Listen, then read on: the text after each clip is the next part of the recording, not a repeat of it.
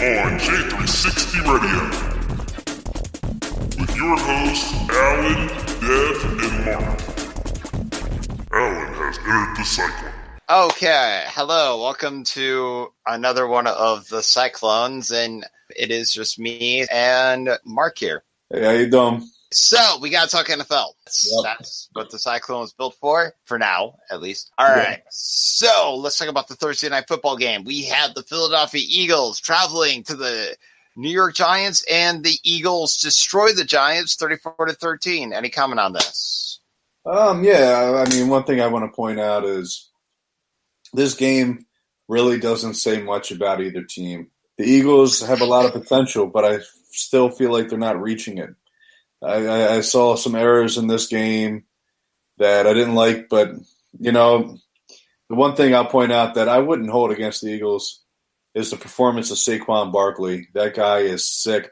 I haven't seen a halfback like that in a long time. He reminds me of Barry Sanders, and I was a huge Barry Sanders fan growing up. He was actually my favorite all-time running back. So to see Saquon Barkley out there pulling the moves he's pulling, as much as an Eagles fan, it crushes me. Oh, my God, this halfback is amazing. And I can't wait to see him play again. I think later on in the season,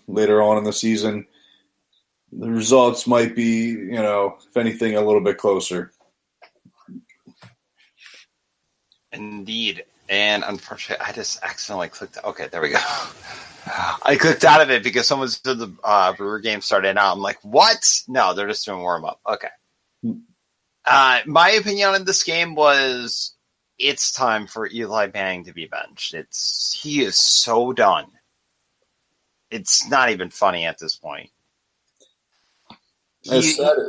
He's at Peyton Manning level. Is he not? Like, the last year of Peyton Manning? I don't know. How I was just talking about Saquon Barkley doing so great. Now, keep in mind, when I say that, I'm also saying that with a poor line.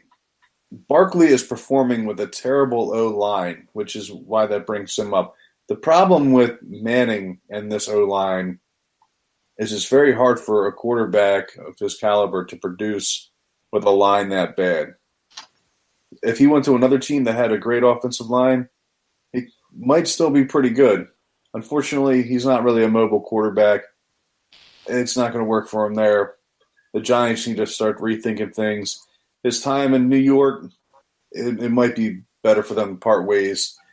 Do I think he needs to retire? I don't know. I think he should give another team a try before he retires. Try a team that has a better O-line. Okay. But I have a question. Do you think Geno Smith could lead that team and rise them from the ashes and get them to the Super Bowl? No, I don't feel confident in Geno Smith. I haven't in a very long time. All right, wait, don't they have that Thurston quarterback that they really think highly on, though? Wait, no, they cut him, didn't they? I think you're probably right. I would think if they were going to do anything, I mean, pull in a guy who's a little bit more mobile, maybe trade for Tyrod Taylor. Yes, in the 3rd and 14, 3-yard checkdowns. All right. So we got the Tampa Bay Buccaneers going to the Atlanta Falcons, and the Falcons lost. I forgot who I picked in this game. I think I picked the Falcons on this game. Yeah, they lost 34-29. Falcons win. Jameis Winston threw a ton of picks, which we always expected him to do. I really have not much to comment on this one. What about you? This game right here is something that you kind of seen coming. This is the result that I think most people expected.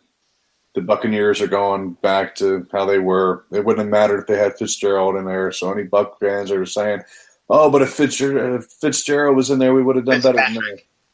Oh, you're right. Fitzpatrick. I'm sorry. See, that's how bad it is. Ryan Fitzpatrick. I don't know why I call him Fitzgerald. Ryan Fitzpatrick.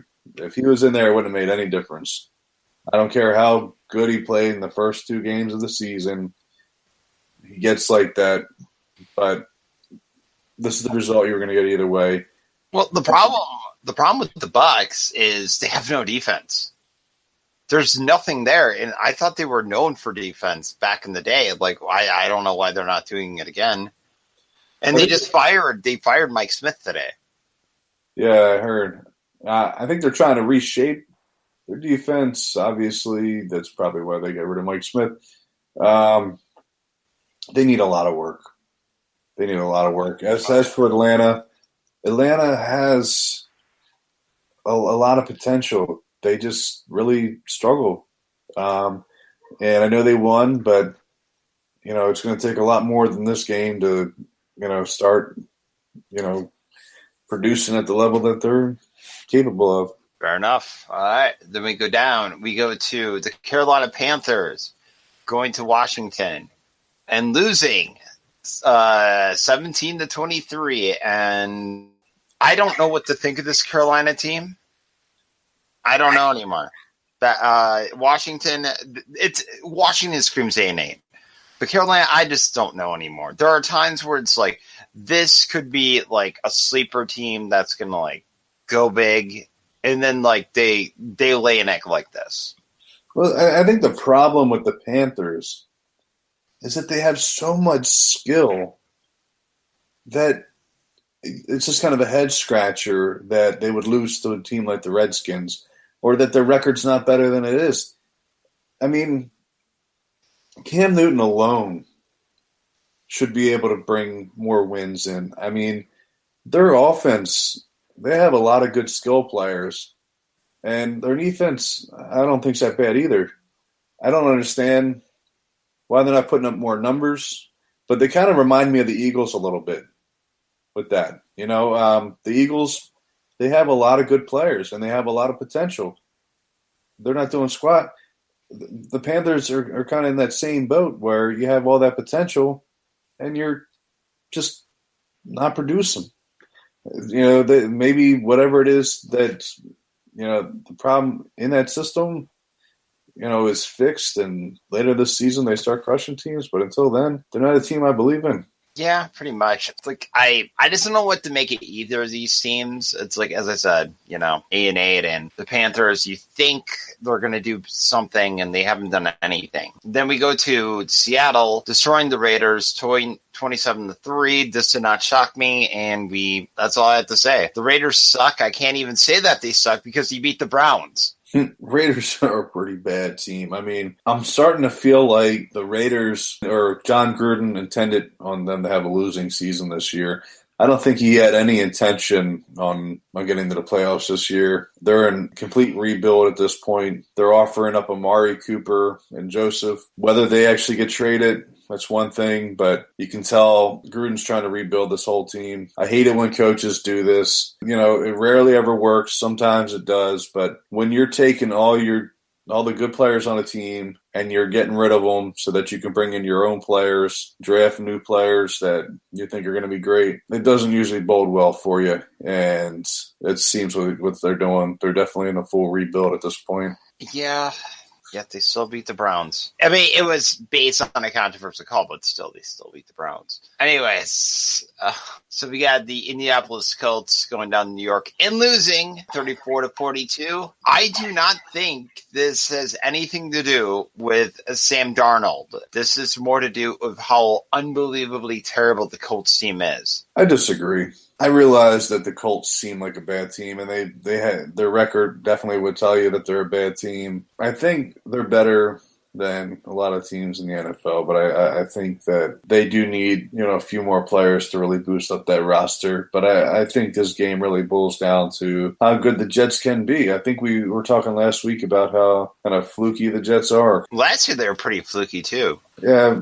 I think that also comes down to their coaching. I mean, one thing we kind of forget a lot of the times is that coaching plays such a big role in how a team does. And it might just boil down to maybe their coaching staff doesn't know the right plays to call when, Their players might be pretty good, but if you're not calling the right plays, not putting them in the position to produce. True. All right, we have the Arizona Cardinals going to the Vikings and losing 17-27. This game did not shock me at all. I didn't watch it because the Cardinals are a terrible team this year, and That's all I have to say about it. I feel bad for Larry Fitzgerald being on this team. He should be traded to a contender right now. Yeah, Larry Fitzgerald, he's got a lot of loyalty to the Cardinals, and I respect that. As a great player, you'd like to see him have a shot at the Super Bowl. He had that shot once before when they had Kurt Warner as their quarterback. Unfortunately, they didn't finish the job. The Vikings, I'm still not completely sold on. Yeah, they got this win,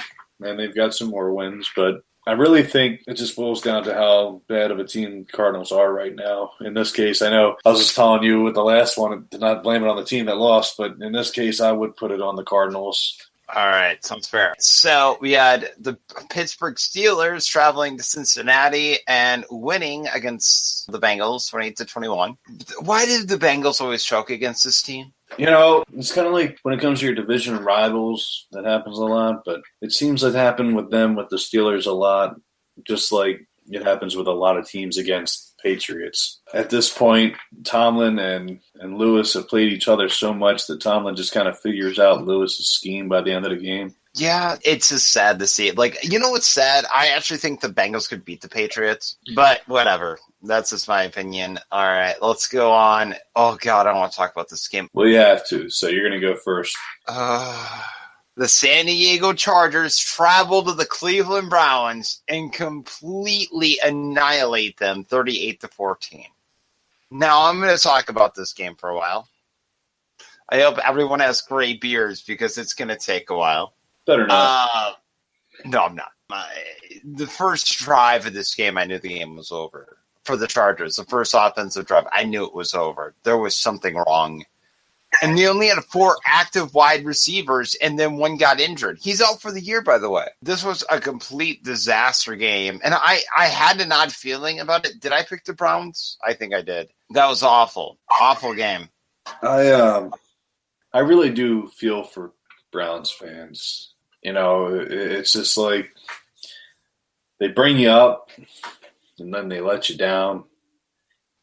The Chargers, I know you're hearing a lot about them being like this sneaky team, the one that nobody's really realizing how good they're doing. I think, do they only have 1 loss? I have to check that, but I think that the Chargers only have 1 loss. No, they have 2. So they're 4-2. But the thing is, with this game, I still felt like the Browns would have a chance. The Chargers, I think, they're just a really good team this season. At the same time, you got to be the even better team.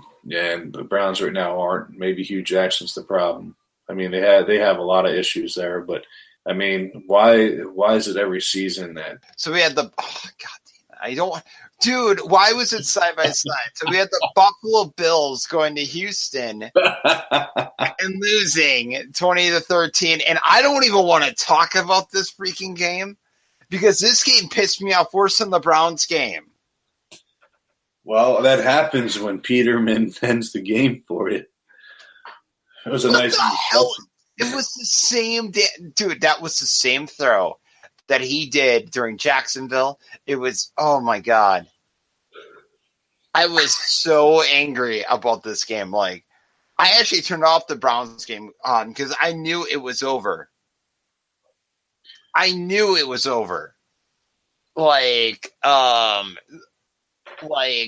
Oh my God. You know, but then I turned the Bills game and I think we're up 7 and we tied it up. They tied it up. And Peterman does the most incredible pick 6 I've ever seen in my life. And I knew the second I saw him, it's over. You know, like, even probably you knew it. Game's over. Like, It doesn't matter. We could be up 28. It's over.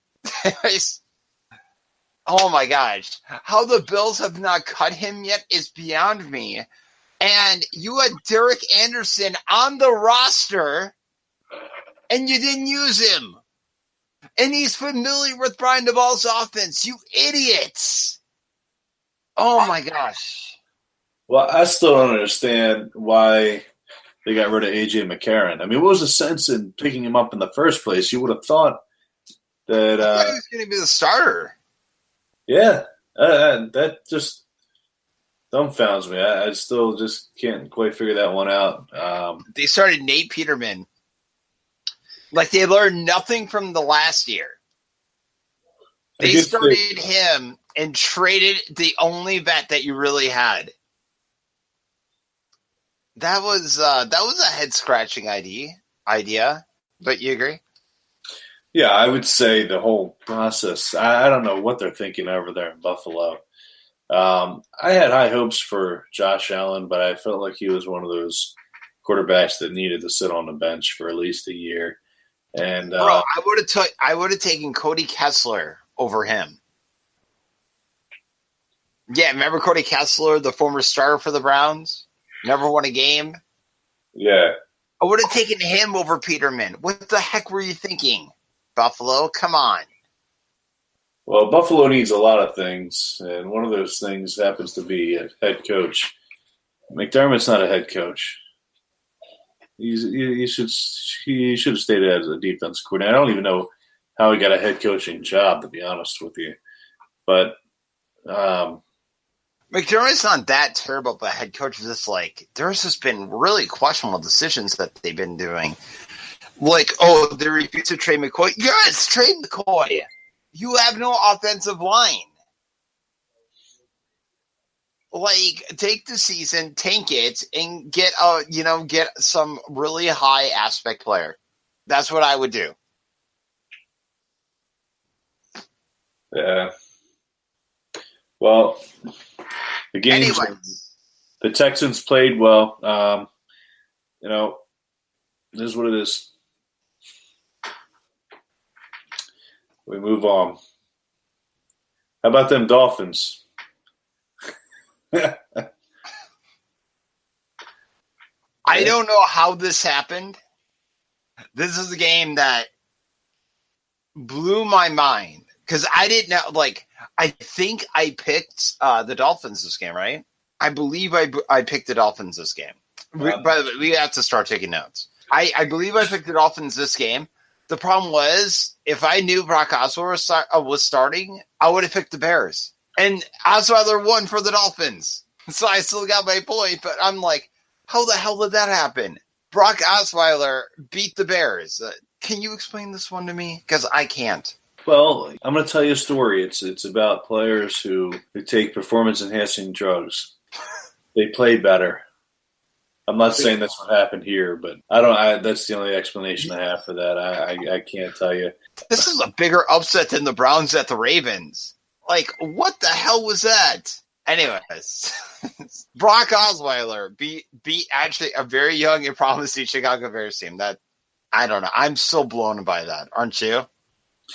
No. I think the Dolphins have potential to be a great team, but they also have potential to screw that all up. Don't worry. I have this feeling that's the last win the Dolphins will have all year. I think they'll have at least another one. So how about them Rams being the only undefeated team left? This game I have nothing to say about. We all knew the Rams were going to beat this team, so that's all I need to say. I like that the Broncos held their own, and it was pretty close. 23-20. Yeah. But they couldn't pull off that win, and the Rams are still undefeated. I don't think that's going to last all season, though. Sorry, Rams fans. Your team's doing great, but that doesn't mean they're going to the Super Bowl. I'm not saying they're not going. I'm just saying don't get too hyped up. We see this all the time. Yeah, they'll lose eventually. They're going to lose eventually. And then we had the Ravens going to the Titans, and meh. Did Mariota start this game? I'm not sure. Yeah. Mariota, I don't know. Like, am I the only one who's like, Mariota does not do anything for me? He really does. It's weird. He kind of reminds me a little bit of like Tyrod Taylor, only a little bit better, Yeah. But you know what? Maybe it's not him. Maybe it's the system. Because he has skills that could make him, But he's been through 2 head coaches now, and it's the same thing. That's the head coaches they're choosing. I mean, you know what? If Mike McCarthy ever gets fired from the Packers, do you know how fast the Titans would sweep him up? I don't think he'll get fired from the Packers, so I don't know. I don't know. There's been some heat about. Well, I think. No. Like, think about it. The defensive coordinator got fired last year. The offensive coordinator got fired, didn't he? From the Packers. They kept the head coach. They're not getting rid of McCarthy anytime soon unless he leaves. But I mean, give some props to the Ravens. I mean, what they have 11 sacks, but how do you have 11 sacks against a mobile quarterback like that? I don't know. He holds on to the ball too long for starters. Apparently, that's a lot of sacks, dude. I wouldn't play in the NFL, but I got sacked 11 times a game. Would you? Depends on how much I was getting paid. That's very true. So I have nothing more to say about this game. Just the Ravens won. The defense killed the offensive line, which the Titans have not had an O-line since like 2007. I need to say. Let's talk about this Dallas game. How the Cowboys finally kind of showed some grit and showed, that they could actually do something. No, they didn't. This was Jaguars losing to themselves more than the Cowboys winning. I'm sorry, but you don't lose 40-7 and it just be you. No, they were so rocked by that Chiefs game. And I knew they were upset about it, but it was like, I'm just like, how the fuck? Like, I expected like maybe it would be 40-28 or something, Yeah. No, this Jaguars defense is too good. How the hell did this happen? I don't know. I mean, I hear what you're saying. I partially agree. I do feel like that might have messed them up a little bit, but you got to give some props where they're due. I mean, Dallas came in with a new game plan. I think they got sick of hearing about how they should have went forward on 4th and 1. And when the 4th and 1s came, they went for them. They finally grew some balls, and they did what they had to, and they got the win. Yeah, the Jaguars did not play that well. That's not good. They are definitely regressing at this point, and hopefully, I know, and it's scary. Like, they're getting worse every week now. Yeah. So that's all I really have to say about that. Okay, so our next game, we had the Chiefs versus the Patriots, and the Chiefs fell short 43-40. Great game. I'm taking nothing away from either team. That was a good game. I have nothing to say about it. What about you? I agree with you. It was, a little crushing to see Tom Brady again come back and beat them. I mean, it wasn't really too much of a comeback because they were winning, for the most part. But then the Chiefs made a nice comeback. Then here comes Tom Brady and doing the Tom Brady thing and, again, crushing another young quarterback's dream of beating the Patriots. I think if a lot of mistakes early on in the game didn't happen, then the Chiefs could have pulled this one out. But it is what it is. I'm glad that I said I was going to keep picking the Patriots until they lose. All right. I think that's the team I said that too. No, wouldn't it be the Chiefs? Because the Patriots lost a bunch of times. Yeah, but I think I had said something about I was going to keep picking them anyway. Yeah. All right. So, anyways, about that 49er and Packer game. Wow. You want to talk about having a chance to do something that would have been very improbable and then just taking your foot off the gas and letting the team that everybody knew was going to win when you actually had a chance of having an upset. If I was on the 49ers teams, I would be crushed right now because this is not good enough. And the reason it's not good enough is because you had a chance and you should have won and you didn't. There's no excuse there. Actually, despite the win for the Packers, I'm actually very disgusted at the Packers for even letting the 49ers score 30 points on them. Well, that's for the Packers. So you're saying both the teams technically lost. Yeah. Like, it was cool that the Packers won, but it says a lot. Like, why the frick are you letting, like, a freaking 49er team with their backup quarterback, mind you, score 30 points on you? when you got this really good defensive coordinator in Mike Patton, and you have all this stuff, and you're still hanging 40 against a 49ers backup quarterback. And they looked awful all game. I was watching the game. There's no reason for that. Awful performance on the Packers defense. If Aaron Rodgers was not on that team would be 5-11.